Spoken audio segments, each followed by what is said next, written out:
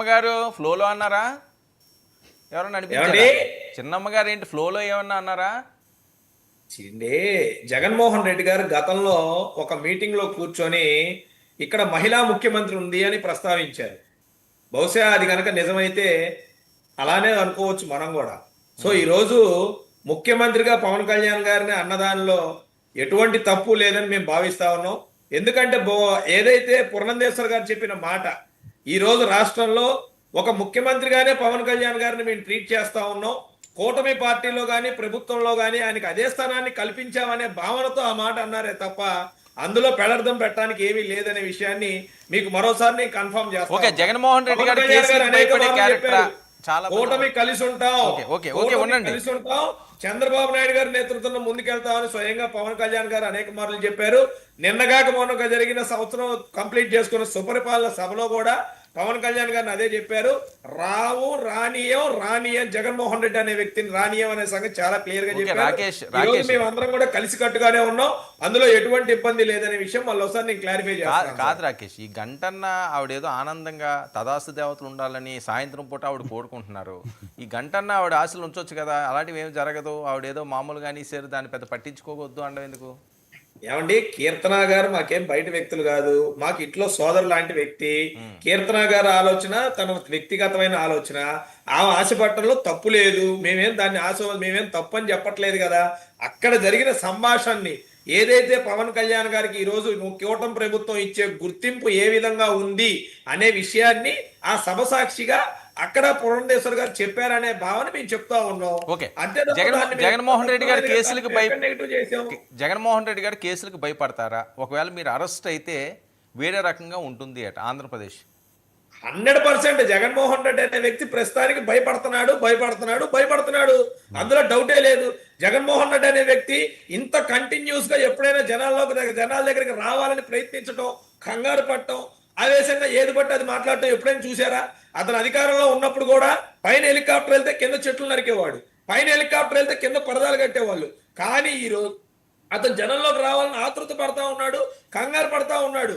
ఎందుకనంటే అతను అరెస్ట్ చేస్తారు అని తెలుసు, అతను తప్పులు ఉన్నాయన్న సంగతి తెలుసు, అతను బెయిల్ మీద ఉన్నాడన్న సంగతి తెలుసు, ప్రతి విషయం అతనికి తెలుసు. అతను చేసిన ప్రతి పొరపాటు కుటుంబంలో కానివ్వండి, బాబాయ్ గారి విషయంలో కానివ్వండి, ఇంకొక విషయంలో కానివ్వండి, ప్రభుత్వంలో తీసుకున్న అనేక అనైతిక నిర్ణయాల వల్ల కానివ్వండి, ఇవన్నీ కూడా రాబోయే రోజుల్లో అతనికి చుట్టుకుంటున్నాయన్న సంగతి తెలుసు. దానికోసమే అతను భయపడతా ఉన్నాడు. నేను ధైర్యంగా ఉన్నా, నేను బలంగా ఉన్నా అని షో చేసి మేకప్ చేస్తున్నాడు తప్ప అంతకన్నా వేరే విషయం ఏం లేదు. నిన్నగాక ఏదో విస్తృత స్థాయి సమావేశం పెట్టారు, పాప కుర్చీలు కూడా ఖాళీగా ఉన్న పరిస్థితి ఉన్నాయి. వాళ్ళ నాయకులే రాని పరిస్థితి మనందరం కూడా చూసాం. ఏ జిల్లా నాయకులు వచ్చారో ఆల్రెడీ ఫేస్బుక్ లో పోస్టులు పెట్టారు, ఎంతమంది ఎగ్గొట్టారో కూడా ఓపెన్ గా తెలిసిపోతా ఉంది. సో దాని గురించి పెద్దగా మనం పట్టించుకోవాల్సిన అవసరం లేదు. అయిపోయిన చాప్టర్ అని నేను తెలియజేస్తాను. రాకేష్, ఏంటి ఒకవేళ జగన్మోహన్ రెడ్డి గారు అరెస్ట్ అయితే విజయమ్మ గారు రంగంలోకి దిగుతున్నారట? సార్, విజయమ్మ చాలా క్లియర్ గా చెప్పింది, నేను షర్మిలమ్మతో ఉండదలుచుకున్నా, షర్మిలమ్మతో కలిసి నడుస్తా, ఈ మిగిలిన జీవితం అంతా షర్మిలమ్మతోనే గడుపుతానని చెప్పారు. అది రైటో రాంగో వైసీపీ నాయకులు కన్ఫర్మ్ చేయాలి.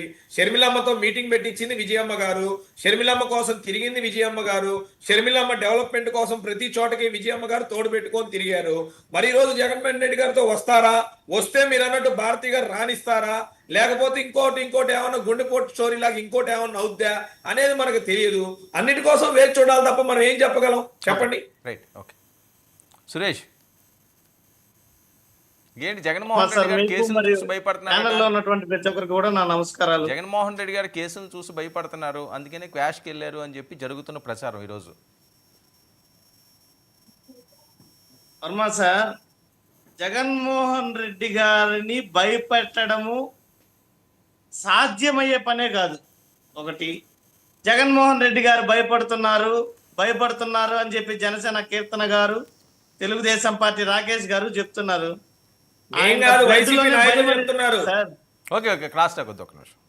బ్లడ్ లోనే భయం అనేదే లేదు. భయపడితే ఎలా ఉంటుందంటే, సొంత పార్టీ ఉండగా ఇంకొక పార్టీని భుజం మీద మోయడాన్ని భయం అంటారు. సొంతంగా అసలు ఈయన పార్టీ నమ్ముకున్న లేదు. వాళ్ళు ఇంకో జెండా మోయపడాలి పక్క పార్టీ నుంచి పేరు ఆగండి రాకేష్ గారు, ఒక నిమిషం ఆగండి. పార్టీ లేదు మనకి. రాకేష్ ఒక్క నిమిషం. పక్కోడి దగ్గర రాకేష్. నుంచి పార్టీ లాక్కున్న వాళ్ళం మనం. రాకేష్ పక్క రాకేష్ పార్టీ వినాలి. గురించి రాకేష్ మాట్లాడుతున్నాం. రాకేష్ రాకేష్ రాకేష్, రాకేష్ ఒక్క నిమిషం. కూర్చుంటారు వర్మ. ఒక్క నిమిషం, ఒక్క నిమిషం. సురేష్ ఒక్క నిమిషం. ఆయన ఆపుకోలేకపోతున్నాడు. సురేష్ ఒక్క నిమిషం వెయిట్ సురేష్ ఒక్క నిమిషం వెయిట్ చేయండి, నేను చెప్తాను. ఆ పార్టీ వ్యవస్థ సరే ఒక్క నిమిషం చెప్పండి, సురేష్. చూద్దాం దమ్ముంటే. రాకేష్ మీరు కీర్తన మాట్లాడుతున్నప్పుడు ఆయన ఒక్క మాట మాట్లాడలేడు, చాలా ఓపిక్గా విన్నాడు. ఆ రెస్పెక్ట్ మనం ఇవ్వాలి ప్లీజ్. మీకు నేను అవకాశం ఇస్తాను, మీరు మాట్లాడండి, క్రాస్ టాక్ వద్దు. సురేష్. భయపడము అన్న హిస్టరీ జగన్మోహన్ రెడ్డి గారి చరిత్రలో లేదు.